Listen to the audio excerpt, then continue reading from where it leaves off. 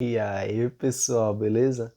Então, nossa primeira aula vai ter como assunto os números naturais e por um imprevisto a minha mesa digitalizadora ainda não chegou, então eu decidi fazer algumas anotações e para explanar esse conteúdo para vocês, certo?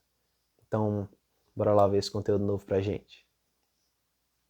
Como eu falei, os números naturais, eles se iniciam pelo zero e sempre se acrescentam um número a partir do zero, e daí para frente ele cresce infinitamente. Note que quanto mais a gente acrescentar uma unidade no próximo valor da sequência, mais, sempre haverá mais um.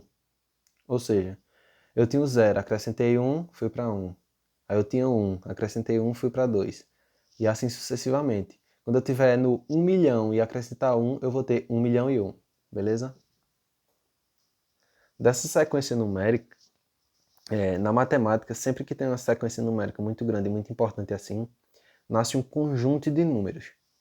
O nosso conjunto de números estudado nessa aula são os números naturais, correspondente pela letra N, com um tracinho do lado aqui, certo? Então,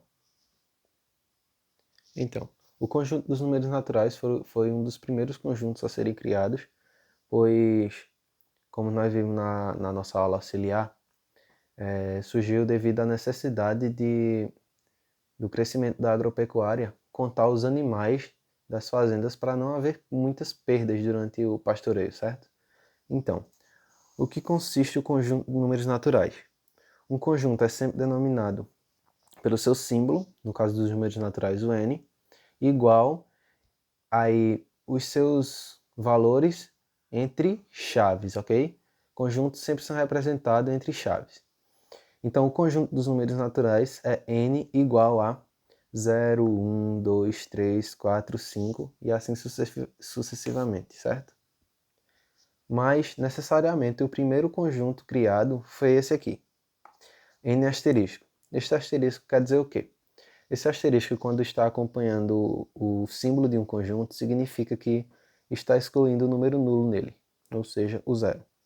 Então, no n asterisco, nós temos o conjunto iniciando a partir do 1. 1 acrescenta mais 1 e assim sucessivamente. 1, 2, 3, 4, 5, 6, até o fim. Ok? Esse aqui necessariamente foi o primeiro, por quê?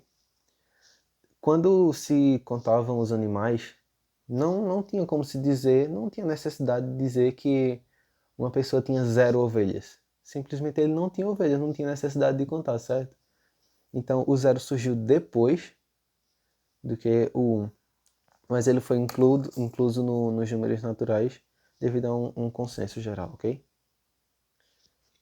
Agora daqui eu vou apresentar algumas características do nosso sistema de medida, certo?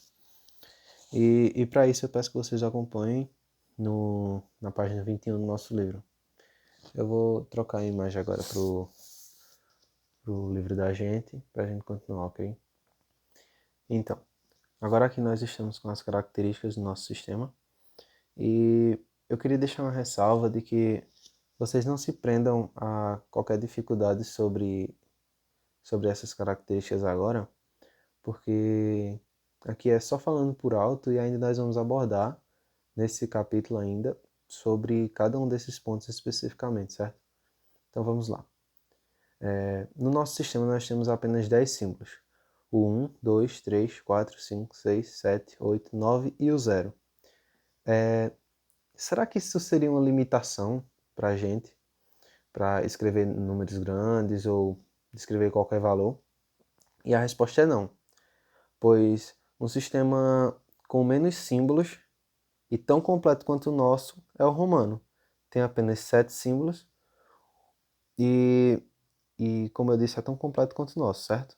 Esses símbolos aí em cima, do 1 até o 0, são conhecidos como algarismos indo-arábicos, que nós vimos na nossa aula auxiliar também, o porquê desse nome. Nossa segunda característica se vem, já que temos 10 números, 10 símbolos, os nossos agrupamentos são feitos de 10 em 10. E assim vão surgindo as ordens. primeira ordem, segunda ordem, que nós vamos ver mais à frente também. O sistema decimal é posicional, ou seja, o mesmo símbolo pode ter valores diferentes, dependendo da posição que ele ocupa no nosso valor, certo? Temos um exemplo aí do número 323. Note que nós temos o 3 duas vezes e eles representam valores diferentes. Se a gente for prestar atenção na fala desse número, já percebemos a diferença. 323. Notemos que o 300 sempre sai de uma forma mais forte, certo? Então, essa característica é basicamente isso. A próxima característica fala sobre que o zero ocupa uma casa vazia, ou seja, quando aquela casa não tem nenhum valor, o zero vai estar ali para preencher. Caso ela não ficasse preenchida, ia resultar num resultado diferente, ou seja, a gente não ia chegar no valor desejado, certo? E a última das características é que o sistema decimal é multiplicativo, porque o algarismo escrito à esquerda do outro valor é 10 vezes maior do que o valor posicional, que teria se estivesse ocupando a posição de outro. Por exemplo, notemos que temos o valor 777 e